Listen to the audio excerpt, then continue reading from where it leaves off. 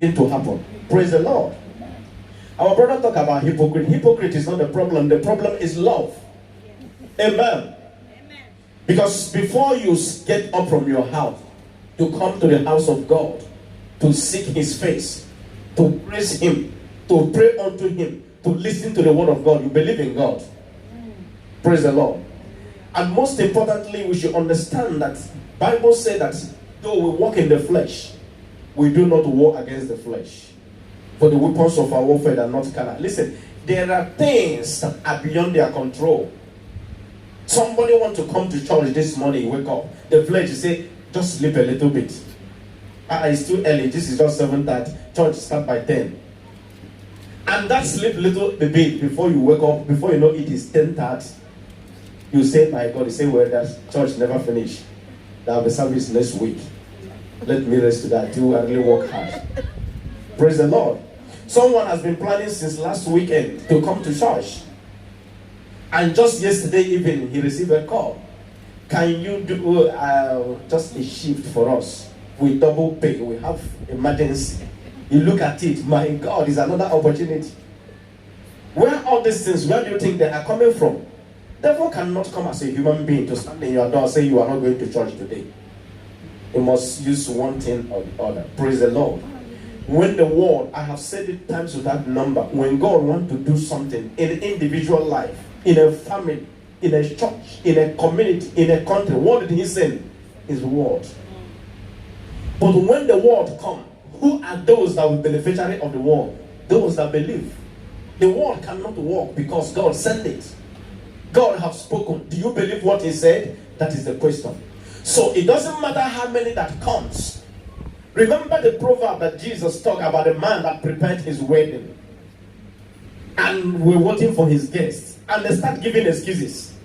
This one say, I have job. This one say, I have meeting. This one say, I have burial.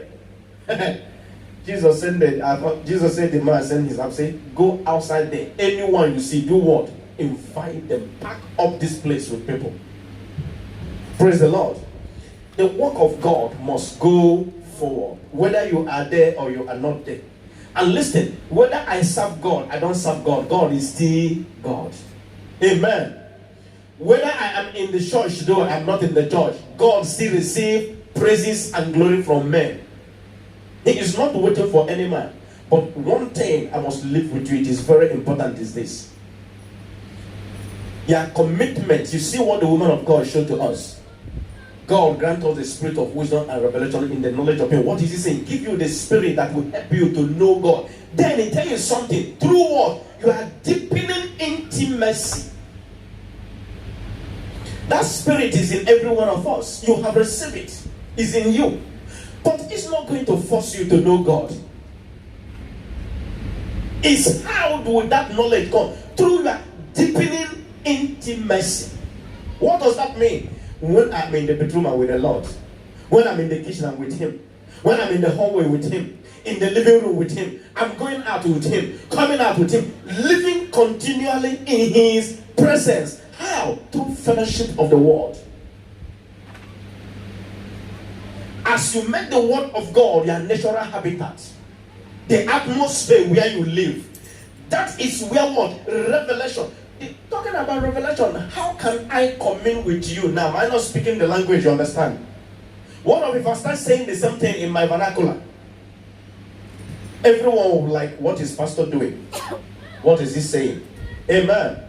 Nobody will understand. So for the Spirit of God to reveal God to you, the word of God has to be in you. You have to know what God said. Then he will be bearing witness, confirming word, taking you from one village to the other, from one street to the other. That is what the word of the Spirit of God does in us. Praise the Lord. So for the benefit of every one of us, brethren, when we say we have meeting, make yourself available. You are not doing anybody a favor.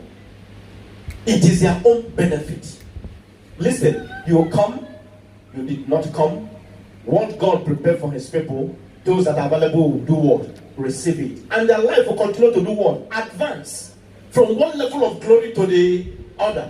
And you will be there every day. You are talking about challenges, problems, circumstances, situation, fear, doubt, worry, anxiety. Are you the only person in the world? you just ask question? God said, come, I have something for you. You said, no, I am going somewhere. But when there is problem, you show up. God, oh, do this. Because God is a fire service. Praise the Lord. Praise the Lord.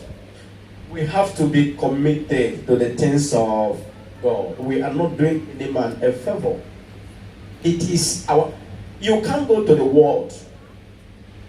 You can't go to occultic people. You can't go to witchcraft doctors. It's God you trust. Then how do you want to walk with him? You cannot serve God without knowing him, without having his power on your life. The power of God must be resident in you, his presence continually. Then you enjoy all that he has for you. Can someone shout hallelujah? Hallelujah. Can someone shout hallelujah? Hallelujah. You must learn how to say no to those distracting influences, those canalizing influences of this world, whether they are money, whether they are pleasure. It doesn't matter. Whatever it is that the enemy is using to do what? To lure you, to draw you. You must build up your faith to learn how to say no. When it is time to pray, the flesh is saying, rest, I am tired, I am weak. If you don't know how to start from the bed, that place. On top of the bed, start blowing in tongue. In less than 1 minute, sweat will come upon you. Nobody will wake you up of that bed. If you are lying in your kitchen, it is the time to pray. The body says, oh, you want to? Never. Is it the time to come to the house of God? Let heaven open. Let the flood of rain, let it be pouring. Enter the road. Go into it. There is a commitment. What God sees is our heart. Because when my brother is talking about hypocrite, listen, it's not that you don't like God, but you are so much in the flesh.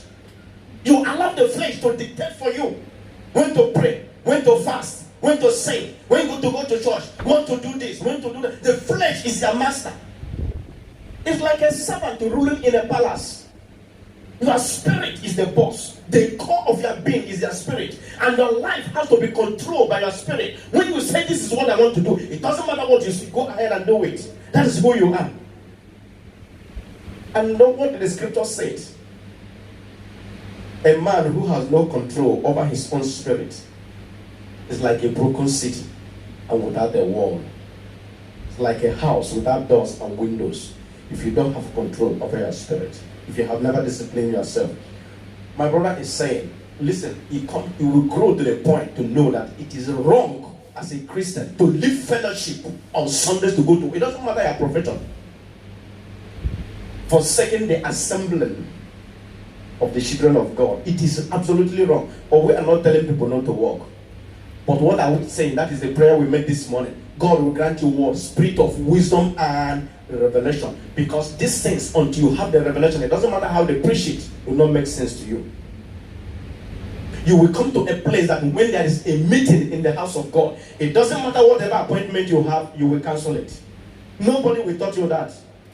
Just the same way you left the old life you are living. Cigarette, go out of your life. Weed, went. Drinking alcohol, went. The same way you just find out that is what is called godliness. Bible says practice godliness. Oh, thank you, dear Lord Jesus. This morning, brethren, our world we are still in the topic of putting on the new man. Knowing God. The subtopic of putting on the new man. But today, we are going into another subtopic, walking in the light of our new nature. Praise the Lord.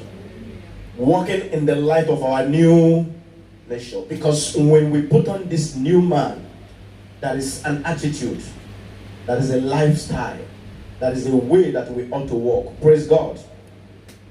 Walking in the light of my new nature. Praise Jesus. And then we are coming very close to the very serious and important places. But before we start this morning, I want you to understand, brethren, you have defied the rain, the weather condition, to be here this morning. I want you to understand one thing about Grace Embassy. This is a teaching ministry. You know, so many places you will be, from beginning to the end, you will not understand when the message is preached. You will not go home with a word, say this is what you receive.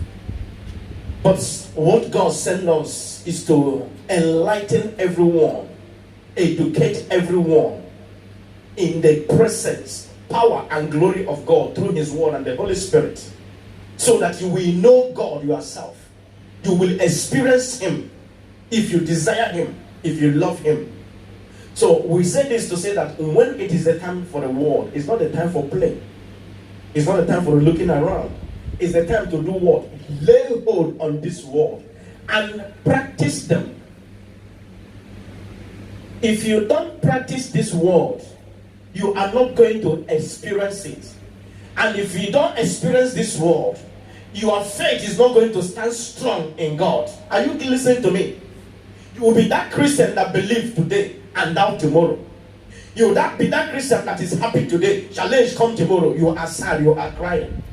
But when you practice this Word, experience the glory of the Word, you will be built. You will be established. You will stand strong. You will now know that this Word works. Just like what we are saying a few minutes ago. There is no way you are going to leave your job when you don't know whether the Word works or doesn't work. Because as far as you are concerned, your job is the source of your living. That's the revelation you have for now.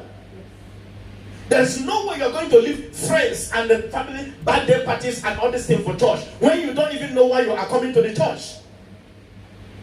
But until you understand the blessing, the anointing, the glory of the Word of God, that is when you will leave everything. You will be hungry for the Word. Praise Jesus. And then when the Holy Spirit begins His ministry, the ministry of His Word in and through you, you will stand out. Amen. I want you to open with me to the book of Ephesians chapter 4 from verse 21, New Living Translation. Ephesians 4.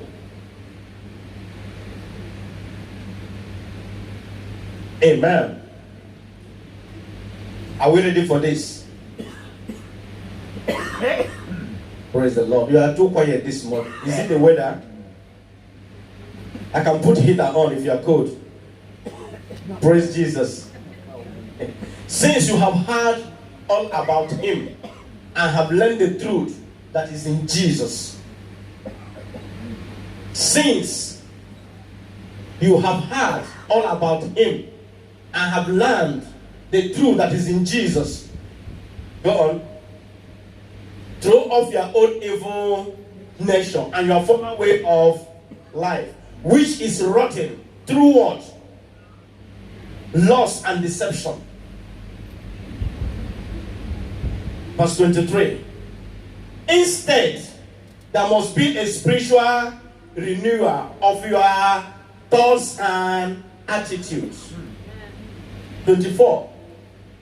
You must display a new nature because you are a new person, created in God's likeness, righteous, holy, and say amen. Amen. Say, I am created in the likeness of God, in true righteousness and holiness. Say louder, amen. Amen. Now go back to verse 21. It says, since you have heard all about Him. Have you heard about Jesus? It's a question I put out to everyone this morning. Have you heard about Him? Yes. Do you know Him? Yes. Do you know what He stands for? Yes. What did He mean to you? Everything. Since you have heard about Him, you have heard about Jesus. Do you know Him? That is the question. What did He stand for? What did He mean to you? Have you considered, ask yourself this question. You'll be talking about Jesus, Jesus, Jesus. Have you known this Jesus? If you meet Him on the road, or they come to your house, or you meet Him in occasion, will you recognize Him? Who is He to you? What do you know about Him? What has he done for you? He went ahead and said, and have learned the truth that is in Jesus. Is there any truth you have learned from him?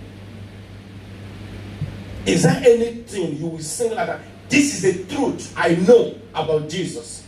You are sure no one can take it away from you. Nothing can contend with that. Is there any truth like that in your life? Because Jesus said that I am the way, the truth, and the life. And here he said about it and have learned the truth. Listen, when he say learning about the truth, he's not asking you to read the Bible or know where it is in the Bible. Learning something means, how do you learn of something? To practice something, isn't it? To learn means to practice. And when you practice something, what will you have? Hello? When you practice something, you practice. What will you have when you practice something? Experience. Praise the Lord. Praise the Lord. For you to have experience, you have to practice, isn't it? Yes. For you to practice, if you practice something, you will experience it. Isn't it? If you practice, without practice, you will not experience. That is the reason why if you want to do some work, they ask you for experience. What they mean is that, have you done this before? So for you to practice, for you to have experience, you must practice. And for you to have practice, for you to practice, that is learning. So what he's actually saying here is that, is there any truth you have experienced? Have you experienced any truth that come from Jesus? You have heard them. You have known many of them. You know where they are in the Bible. You can quote them. Have you encountered, have you experienced any of those truths?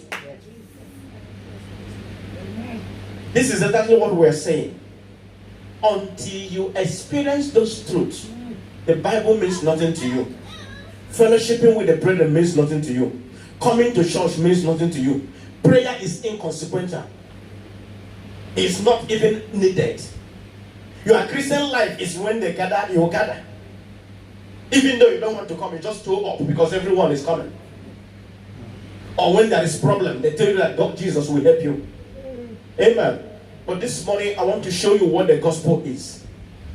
The whole gospel that was preached in the Bible, that is where Paul put it in a nutshell. If you say, I don't know what this Bible is, I don't know how to read Bible, Paul put it in a nutshell and give it to us. So you will say, I don't know. Praise the Lord. Now I want you to give me to the book of Colossians chapter 1 from verse 21. The 7 New Living Translation first. I will show you two translations before I go. New Living Translation, Colossians 1 from 21. Say, this includes you who were once far away from God. You were his enemies, separated from him by your evil thoughts and actions. 22. Yet, you were his enemies, separated from him by your evil thoughts and your actions. Have you done anything good? No. Have you done anything good? No. Have you bring anything in? No. Yet, now he has brought you back as his friends. He has done this through his death on the cross, in his own human body. As a result, he has brought you into the very presence of God. How many things have you, how many truths have you get hold of now? I'm reading with every one of, how many truths have you get hold of there? We're going. And you are holy, and as you stand before him without a single shout hallelujah. Look at it, say, yet now he has brought you back as his friends. That is, he have reconciled you. One. He has done this through his death on the cross in his own human body. To tell you that it's not your good work. It's not your self-effort. It's not your performance. I have tried. Has nothing to do with it. This was done because of what? His sacrifice of the human body on the cross. As a result of that sacrifice, he has brought you where? Into the very presence of how many truths? 2. You have been reconciled. You have been brought into the presence of God. Now, you are holy. Because you did not eat pig meat. That makes you holy. Because you did not drink alcohol. That makes you holy. Because you did not lie. That makes you. Is that what makes you holy? What was the purpose? What was the reason, the cause of the holiness in your life? Oh my goodness. Am I talking to people that are here with me this morning? He said, and you are holy. He has brought you into his very presence, into the very presence of God. And you are holy.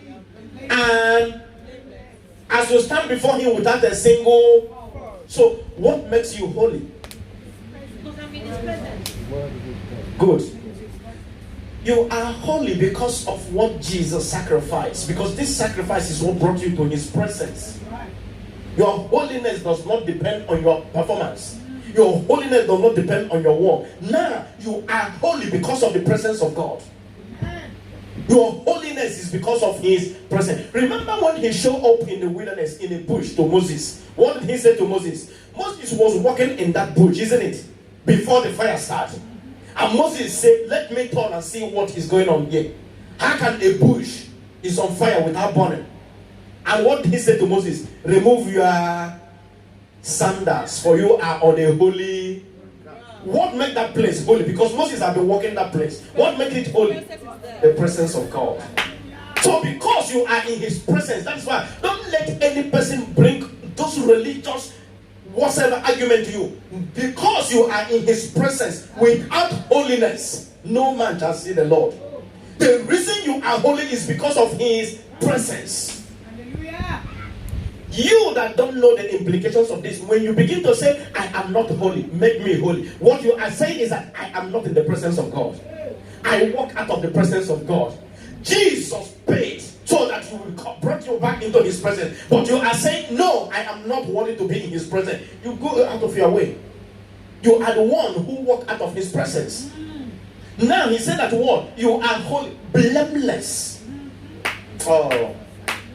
Who is the judge? Who is the judge of the whole earth? Who make you blameless? You are blameless, and as you stand before him without a single, it's you that are busy looking at faults. As far as God is concerned, I am blameless. And that is what I know about myself. Now, this is the gospel. Look at verse 23. What did he say? Verse 23.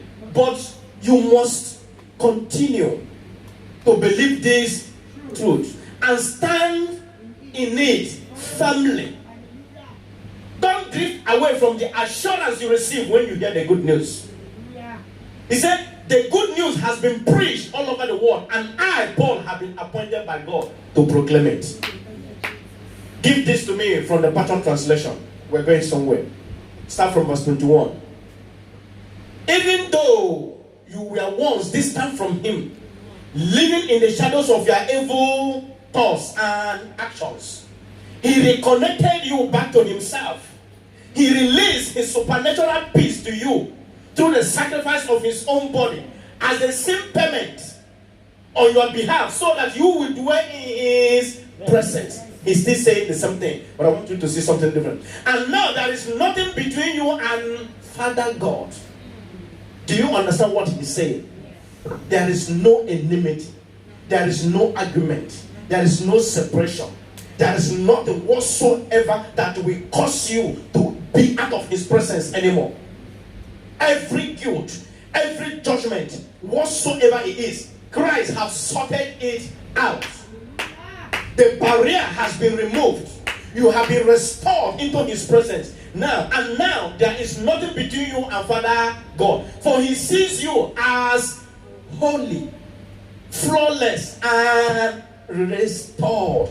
Where did he restore you to? Praise the Lord. Where were you restored to? Genesis 1 from King James Version. Genesis 1 from 27 or 28. Quickly.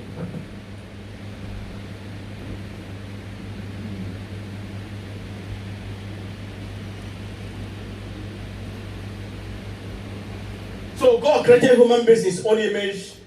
In the image of God created he them, male and female, he created them. 28. And God blessed, and God said unto them, be fruitful and replenish the earth, and subdue, and have dominion over the fish of the sea, and over the fowl of the air, and over every living thing that moveth upon the earth. 29. And God said, behold, listen to me. Now this is where you have been restored. Let me not go through this many scripture because we haven't started the message. This is back to verse 28. You have been restored into dominion. Oh. Hallelujah. You see, this is what the challenge is. The challenge is not in the power of God. The challenge is not in the movement of the Spirit. But the challenge is in the blindness of men's heart. That when the power of God comes to you, you can't even see it. When the glory of God comes to you, can't you see it? Many of you seated here now, but your mind is somewhere else. What are you thinking? But you have come to be made with the Lord. You have come to be impacted. So what will impact you? Because you come to the church? Because you are seated among God's people? Because you have sing as a choir? That is what will impact you this morning. What will make difference in your life is the acceptance of his word into your spirit. Look at what he's telling you. God have restored you to dominion. Do you know what that means? God say here, I am blessed. I am blessed. Do you know what it means? You have been empowered to prosper. Amen. You have been empowered to succeed. Thank you, Jesus. There is no failure in your life anymore. But can you believe that truth? God cannot thunder from heaven again to tell you this truth. This truth has been revealed and penned down and is communicating to you now. What are you doing with this truth? I asked you a question a few minutes ago.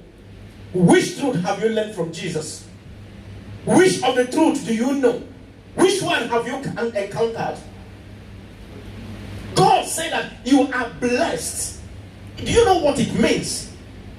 It means there is no failure in your life. There is no defeat in your life.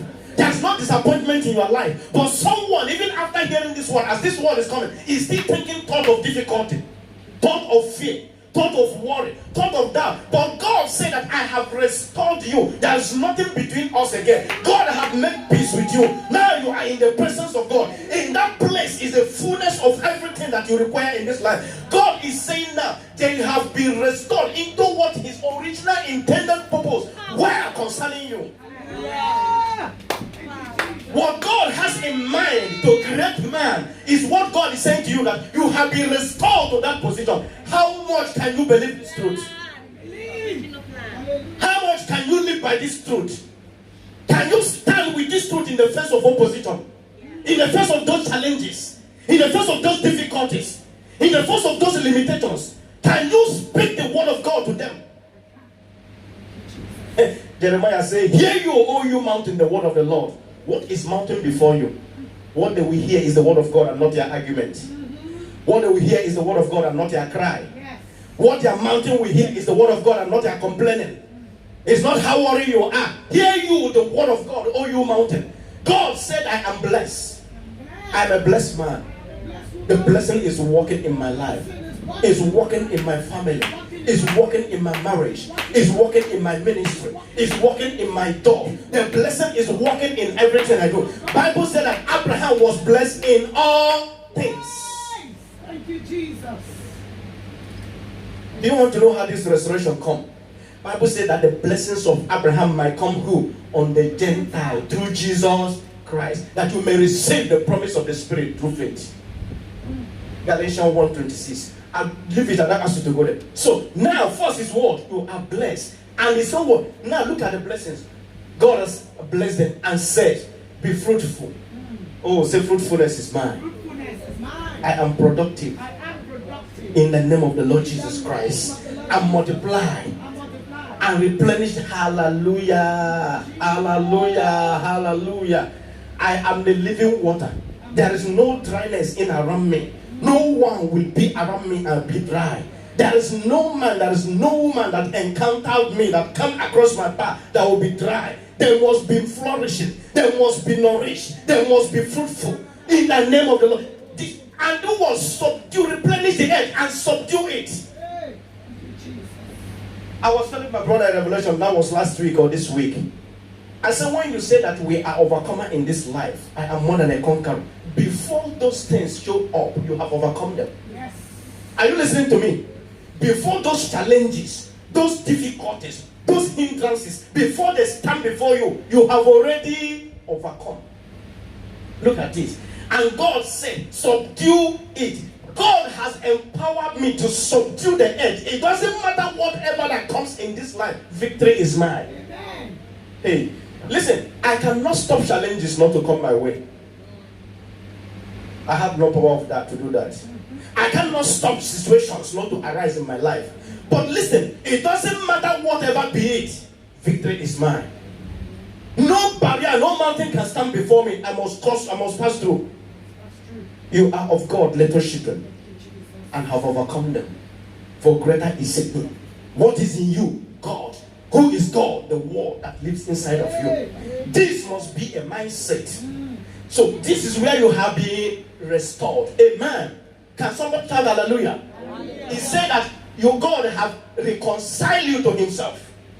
God has made peace with you. Have peace with God. Devil has nothing against you anymore. He cannot accuse you anymore before God. God has made peace with you. You have been brought into His presence. I said that this is a message on its own, that we take time to explain the presence of God. Praise the Lord. Not only that you are now living in His presence, you have been restored to His original intended purpose concerning you. It doesn't matter what any man, what devil, what demon, what the world, what situation, what circumstances might have done in your life. There is a thought God has before you come. Because He said that before you were born, He have already known everything about you. Before He put you into your mother's womb, He have known you. He now telling you here that whatever His thought is concerning you, that you have been restored into that place. Yes is your own yes. God lives in eternity. God doesn't have time. Praise the Lord. You may think, but the time is gone. Which time? Abraham was how many years before he had a child? How old was Abraham? 100 years, isn't it? Before he had a child. So, what does that? What has your age got to do with God? 1,000 years in our eyes is like a day before Him. Is it not what the Scripture says? So you are there counting about time and age. For God lives in eternity, and He's telling you that the moment you believe what I say, it will come to pass in your life. And you are busy counting age as if God is going to consult engineers or contractors to bring to pass what He said about you. But what holds what He said about you not to come to pass? He's waiting for you to do what? Believe. Trust what He said. And they come to pass. Can someone shout hallelujah? Hallelujah. So go back to that Colossians 1. We stop at 22. Colossians 1:22 from the Passion Translation, that's where we are. So I just told you where He restored you. Because listen, these are the truths that you need to. This truth does not come by your human reasonings. These are revelations. It's the Holy Spirit that will communicate you, tell you what God is saying, tell you where these things has been done. Now He said that, for He sees you as holy and flawless and restored. 22 or 20, 23. If indeed, did you see what He said? If indeed you continue to, can you read with me? If you continue to do what? Advance in faith, assured of for a firm foundation to grow upon. Never be shaken from the hope of the gospel you have believed in. And this is the glorious news I preach over the. I preach where? All over the world. Paul said there is no other gospel. There is no other message. That the message is that Jesus died to qualify me to be a candidate of the glorious inheritance of God. That is the gospel. Jesus sacrificed himself to reconcile me back to God. For I and God to have peace. For God to restore me into what he has ordained me to be and bring me back into his presence. And God sees me that I have not committed anything. That I am blameless. I am flawless. That I am without any fault. That is the gospel. Now he's telling you, listen what he said. If you do what? Continue to do what? Believe this truth. That is the fight of faith. Because after reading this, you go to work and you quarrel with your colleague. After reading this, you lie to your neighbor. He just asks you a question. After reading this, you curse somebody because they provoke you. Then your mind, your conscience rise and begin to condemn you and begin to judge you. You are a child of God. You're not supposed to do this. Why do you do that? Do you think God will take this? Jesus died for you. You are still living in sin. Now, do you see the verse 10? He said you are separated from him by your word, evil thoughts and actions. So it's your evil thought that lead to the evil action. But he said something. He said, yet now, not that you did anything good, not that you do any good work that qualifies you to come into his presence or to be reconciled or to be accepted or have peace, but because of what? The sacrifice of Jesus. And in the book of Hebrews chapter 9 verse 12, he said that Christ has obtained eternal redemption for us. Do you know what it means? The past mistake, present mistake, and future mistakes is what Jesus has secured and paid for me. That it doesn't matter how many times I fall, I must get to where I'm going. Now what he's telling me is that regardless of my mistake as a human, that is where we're going this morning. Is someone here with me? Regardless of my mistake as a human, let me not forget this truth. That whatever I want to achieve, whatever I want to be, whatever I'm going to be, it's not because of the good things I'm doing. It's not because of the bad things I'm doing. It's how much can I trust what Jesus has done for me. That is what is taking me where God has called me. Is someone listening to me? What will take me from where I am to where God wants me to be is how much do I depend, how much do I trust, how much do I know, how much do I hold on to very high esteem what Jesus has done for me. If you ever remove your eyes, remove your mind from what Jesus has done and begin to look at the good things you do and the bad things you do. You know, people think that someone will stop coming to the church is falling from grace. That is what falling from grace is. Falling from grace is beginning to count at your good works, at your self-effort, at your performance. It's no longer about what Jesus did. It's about what you do. Oh, I worry. So throughout this week, what I've been asking is for, Father, have mercy on me. Father, have mercy on me. Do not take your Holy Spirit from me. That is what I do. What did the book of John, 1 John chapter 2 verse 1 say? If any man sin, because you know it is impossible for you to live in this polluted and sinful world without getting one. But Jesus did not come to cleanse sin. Jesus came to destroy sin and the power and the consequences of sin. That those that are in him, sin will not have dominion over them anymore. Hallelujah. Oh, thank you, Jesus. Praise the Lord. Praise Jesus. Hallelujah. So, brethren, the gospel is you holding what? You see that word you read there? God wants you. That is the reason why I say you are deepening intimacy. He wants this truth to dominate, control, saturate your entire being, your spirit, your soul, your body, every being that is in you. Even in the dreams, 3-4 days ago, I was walking somewhere by the side of what they call it, burial ground, and some demons start coming out.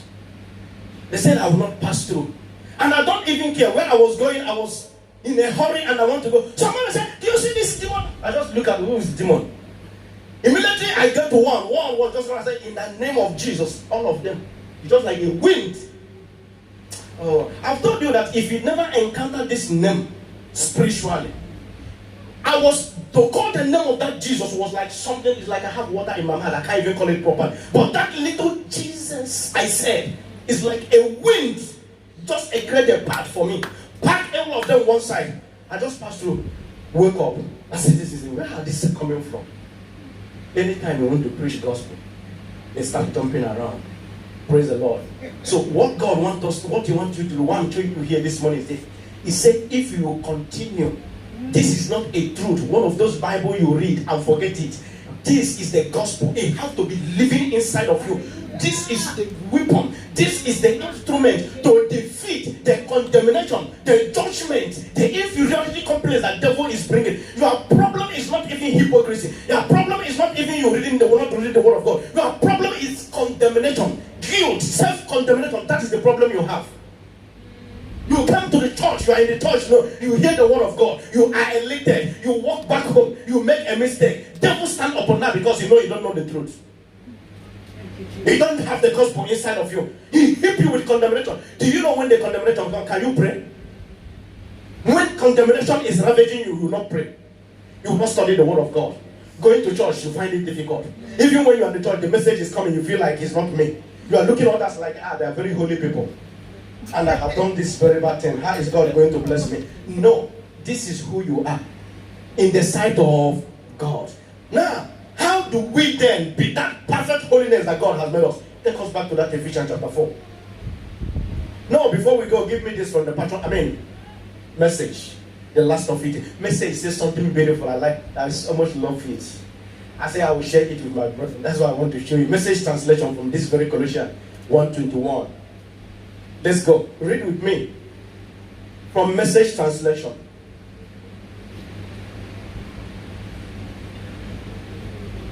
In light of all this, here is what I want you to do. Yeah. At one time, you all had your backs turned to God, taking rebellious thoughts of Him, giving Him trouble every time to God. But now, by giving Himself completely at the cross, actually dying for you, Christ brought you over to God's side and put your lives together, whole and holy in His presence. You don't walk away from a gift like that. Hey, oh my God.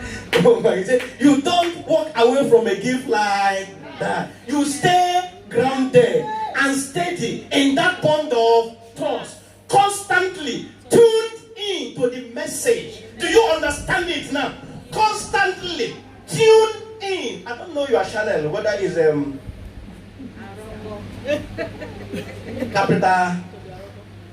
Capital Esther or Melo Magic, or which station do you like to tune in all the time? Is it FM2, Radio 2? Which is your favorite, or Kisses, or Kistry? Which one? Now look at it. He said, you what? You stay grounded and steady in that bond, constantly tuned in to the message. Don't think you know it all. Let that truth that He have just shown you, ravage it, take it from every translation until we bring it home inside of you, and you find yourself home in this truth. Then you have established. You have stand. You can begin to build. If this truth is not built in you, if you are not living in this truth and this truth in you, your stability is impossible. Are you getting what I'm saying? Because today, you will do good. You will be so excited. Tomorrow, you will make mistake. Devil will reduce you again to the base level. You start struggling. Praying for mercy, praying for forgiveness. Before you come up, the people that you stand here, they are going there. Tomorrow again, you build, you climb. Next tomorrow, you make mistake, it reduce you. So your Christian life will do what? Fluctuating. Today you are up. Tomorrow you are down. Is that what Christ have called us? No. Building yourself in your most holy faith. Now look at it. Tune into the message. That is the message. The message will continually live inside of you. You know, these things, all these things you see in the world today, we call it technology, and people are drawing wisdom from the word of God doing things. You see the youth, not only the youth, even adults, on the road, anywhere that they put the earpiece. Their ear is covered. You are talking to somebody who's walking like a corpse. He's listening to a message. He's listening to music. What are they doing with that music? What is He giving to them? If we listen to the word of God the way we listen to music, do you know how our life will be? If you listen to miss the praises, the way they listen to the worldly music, do you know how your life will be? Yes. But can't listen to praises. Some of us love worship, and you know what it does in your life. How he elects you, how he lifts you, how he bless you. But put that message, listen for it 1 hour, you will not. Listen for it 10 minutes, you will not. But look at the word of God. It said constantly tune in to the message. Careful not to be distracted or diverted. Are you listening to it? Yes. Careful not to be don't let anybody. That is the reason why, you see, before I ask my wife, I will sit down on Sundays after if I come back from church, listening from one message to the other. Do you know what happened at the end of the day? You are confused. This person come and preach this. You listen to the people that preach a law. You listen to the people that preach legalistic. You listen to people that preach deliverance. You listen to the grace. You don't even know where to start. Your head is hot. You start moving from the living room to the parlor. Praise the Lord. Hallelujah. Choose you this day whom you will serve. Thank you, Jesus. Amen. You can't just be eating everything you see on the street and expect to have a good head. Somebody placed himself under diet. He's eating strictly. And you see him, you like the statue. Hi, this woman every year young. Look at her. And you, boil the egg, win. Pancake, win. Madonna. Everything. Pizza, you are there. Jollof rice, you are there. Fried chicken, you are there. Pounded yam, everything. Food is food. And you want to maintain weight. Is it possible? By the grace of God. The grace of God cannot work on that. Praise the Lord.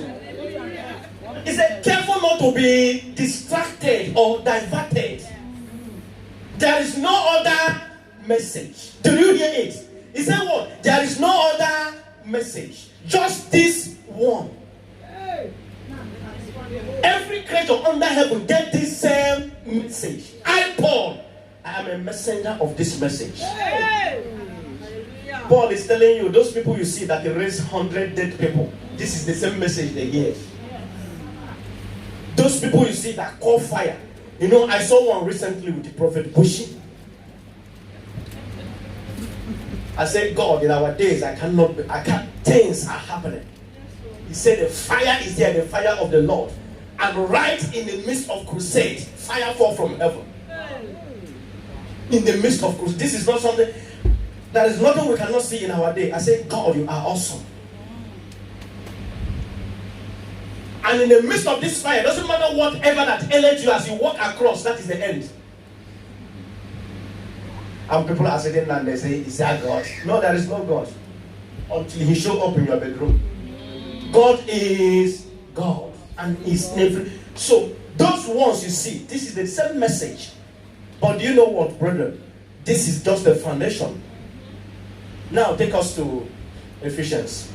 This time is running too much. Ephesians chapter 4. Where do we stop? 21. We'll start.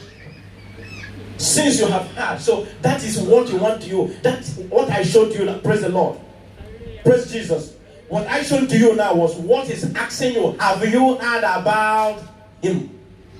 Have you heard about that truth? What Jesus did for you? And have learned. Have you experienced through this very truth? Have you experienced anything? Have you have any biblical experience? Brother, it must interest you to know this. This is the truth of the Word of God. If you never have any biblical experience, it doesn't matter how much you think you trust God, you believe God today. That is the challenge you will see tomorrow with that what you trust. The only thing I will give you stability in faith in the Word is learn how to stick to one. You see, all those challenges that are coming to you, they are not coming to destroy you. They are not coming to mess you up. They are coming to build you. They are coming to equip you. Just exercise one word. Stand on word and see what happens with that word of God. Once this happens in your life, there is no scripture you will not believe. It doesn't matter what you see, you know you are a conqueror. Praise the Lord. Verse 22, what did he say?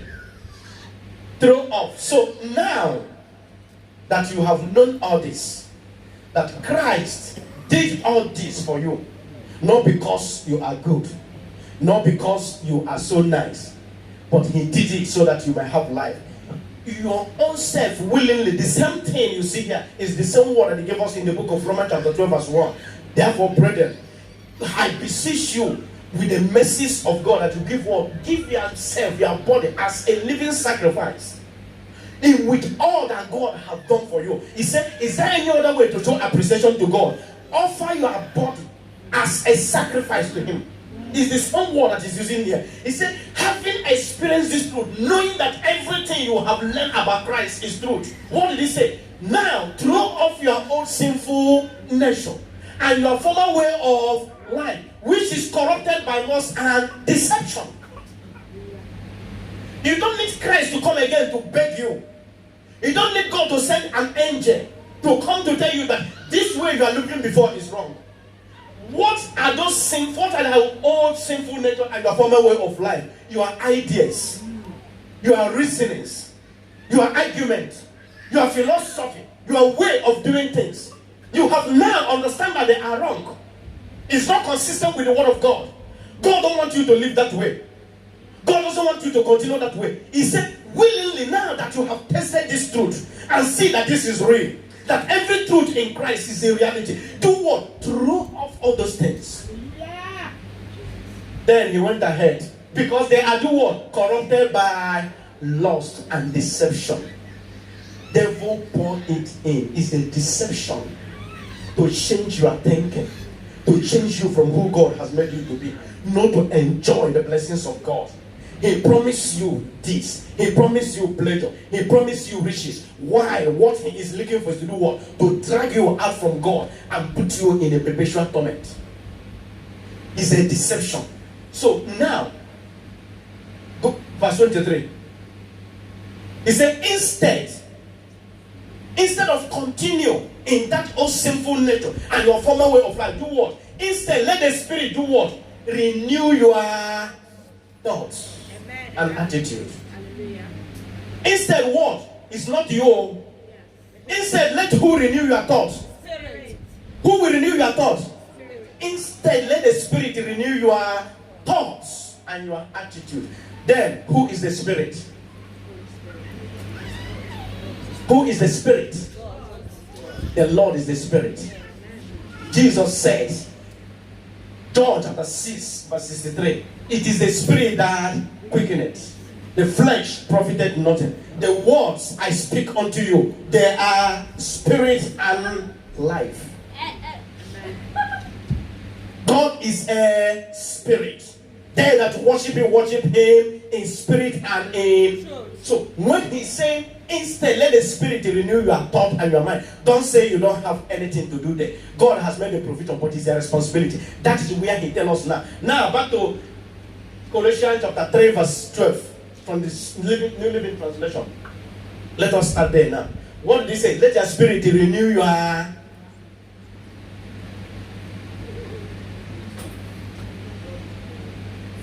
Since God chose you to be holy people he loves. Do you see it? He chose you to be what? Holy people. And they love me. I am holy and I'm loved by God. I don't know what you're thinking about me. But as far as I'm concerned, and as far as heaven is concerned, I am holy and I'm loved by God. It's his love that has made me. It's his love that has singled me out. It's his love that has separated me from destruction. That I have walked through the valley of the shadow of death, yet I am here speaking of his mysteries. I have gone through fire and water, yet I am here speaking his mysteries. This is his love. It's not because I am so good. It's not because I am so nice. It is the love of God.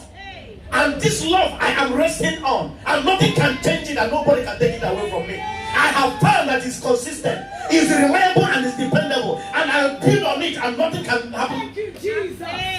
Nothing can happen to me. Since God chose you to be the holy people he loves, now listen, you must clothe yourself. Do you say it? I say must is a word of command. You must clothe yourself with tender-hearted mercy. Now Now Jesus have done all this for us. And God have, do you know that he's talking about separation? We have been separated. We have been called out. We have been set apart for God. God wants us to be different. Oh, can somebody help me? God wants us to live a different life. That when you show up, when you come out, somebody will look at your life and say, where is this man from? Does he live from another planet? Praise the Lord. Is he not what Peter writes? But you are a holy nation, a chosen generation, a peculiar people. Is it not what he said? That he called you out of darkness into his marvelous light. To do what? To show forth the praises of him. To display his virtues and perfections. That's why he separated me. And many of you are there living like God is not true. You are there living like Jesus is not real. You are there living like you want somebody to beg you. Do you see what the message says? He said truth like this, you don't do what? You don't reject it. A gift like this, you don't reject it. You stay grounded and steady in the trust. How can I hear the truth God said? Something like my biological father, mother, wife, children, no friend, no relation, no loved one can do for me. Jesus did it for me. The difficulty I will have is to not to be, oh my God. I don't know. Paul finished it all. He said, if our gospel be hid, is hid to them that are perishing, in whom the God of this world has blinded the mind of them that believe not. Let the light of the glorious gospel of our Lord Jesus Christ, who is the image of God, to shine unto them. If this gospel is hidden, you know, and that was the prayer that Paul was made. Paul knows that these people devil have blinded their mind. He prayed the God of our Father, the God of our Lord Jesus Christ, to do what? Grant them the spirit of wisdom and revelation in the knowledge of him, that the eyes of their understanding be enlightened, that they will know the hope of his calling. Because if that light, that illumination that brings revelation never come, child of God, you will be in the church for decades without experiencing Christ. That is a light of revelation. When you put your eyes into the word of God, you see things that somebody can read Bible 20 years, you will not see. When you fellowship, as you begin to speak in tongues, information starts coming right and left. Everything that he spoke to you, when you open the Bible, you witness them, they are there. You begin to experience scriptures that you don't know. It's a light. This morning I saw it in a different dimension. He said that the light of God will do what? Illuminate the eyes of your imagination. Pastor preached this message many years ago. I heard it, but this morning this message come to me. The power of imagination. I have to go back to that message from the series 1 to 7. There is the eyes of imagination. Do you know what he's talking? Hey! Jesus. Do you know what he's talking about? Listen. Your life becomes whatever you think. Imagine. The light of imagination. You sit down here. You build a life and the future you want. And you begin to walk into it with prayer. No demon hacked out. That's what Paul is telling us there. No demon hacked out of air that can stop it. The light of imagination. You are not talking about the things you see here. You are talking about the revelation that God has granted unto you. Now, based on that revelation, you begin to build your life according to the truth that you have received and believed. Hey! I don't think anybody will be blessed like me here this morning. When the woman of God stand here ministering, I was out of this place. I saw something that I read scripture for years. This scripture, am I not quoting it to you? But I never see it in this light. It was a different revelation. And as come, it's like, I can't see anybody here again. The only thing I see in that scripture. The light of God illuminates your eye of imagination so that you'll be flooded with light. Then you will experience the full revelation. Hey! Thank you, dear Lord Jesus. Let's finish this. So, you must clothe yourself with the tender-hearted mercy. Mercy, compassion, pity. What did I say to you last week? I'm not repeating what I preached, but for your own benefit. He's not telling you to show people mercy. He's not telling you to have compassion on people. He's not telling you to have pity on people. But what he is telling you here, because there is a difference between you knowing this thing that God said that you have mercy. Then when the occasion comes, you decide whether to apply it or not. No. That as these people that God have chosen and loved, He has set apart to be His own. This is their mindset. This is the way He wants you to be thinking. This is the way He wants you to live. Mercy has become your new nature. Pity has become your new nature. Compassion is the person you are now. It doesn't matter what anybody did to you. If that person is in the position that he needs your help, give him a help. No matter how bad they are to you, no matter how wicked they are to you, no matter how cruel they are to you, you are not doing it because you are trying to please people or get accolade from men. That is how God wants you to live. He said, imitate Him in everything. It's your new life. Show mercy, compassion, pity. People will ask you, why are you concerned with other people's problem? It's a problem because they are the children of God too. God cannot become human again. He has become human. He's living in me now. This is the God you can see in this situation. What my Father can do in this situation is what I am doing. Oh, thank you, dear Lord Jesus. What else did He say? Kindness. Kindness, desire to do good things to people. Don't just bless people that bless you. Think good of others. The place you are working, there is opportunity. You know a sister, you know a brother in the church, you don't have job. He's been looking for a job since. Even though you don't have the qualification, you don't know what the Spirit of God can do. Put his name down, tell the brother, tell the sister. There is a training coming up where you are. Invite that person. Can you participate in this training? This is our family. This is the family of God. Be kind to people, not because of what they will give to you, not because of what you will get from them. That is our life. That's how God wants us to live. Brethren, I told you last week that as we put on this new nature, we become God. That's right.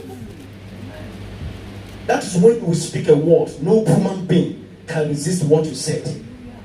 That is when you walk into a place, before you look somebody that is sick, the sickness is flee away. I tell you that putting it on is not something of one day. It's a gradual process. But you have to do what? Start somewhere. Amen. If you are that person that cannot have compassion, have pity, now the word of God has come. What are you doing with it? Not just you know where it is in the Bible. Not just to quote it off head. Let your life be conformed. Amen. We are the written epistle. We are the epistle of Christ. Is someone getting hold of something here this morning? What did He say? Kindness, humility, lower opinion of yourself. No matter what you know, no matter the level of your education, don't think you know it all. Oh, praise Jesus. Time is gone. I'm out of time. Praise the Lord. Do you know that we have never even touched this message? But we're out of time. But I know that people of God are blessed. Amen. Did you receive something today? Yes. Did you receive something today? Please, brethren, avail yourself this grace. On Tuesdays, if you are not working in the evening, make yourself available.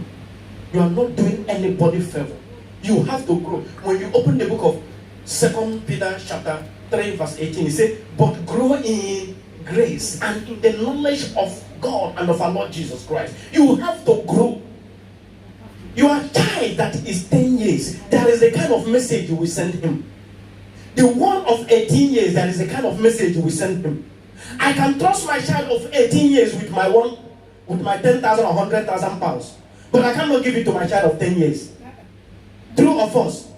If you don't grow, there are some certain responsibilities you'll be expecting, you will never come. You have to grow in grace and in the knowledge of God and of our Lord Jesus Christ. Then He can commit trust things into your hand.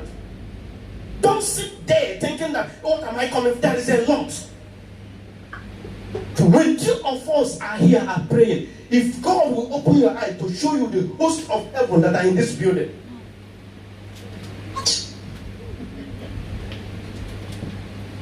Yeah. Amen.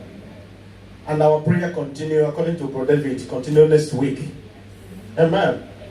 Brother David, I want to speak. You can put the message off. I want to speak for our people. The normal way of the program here.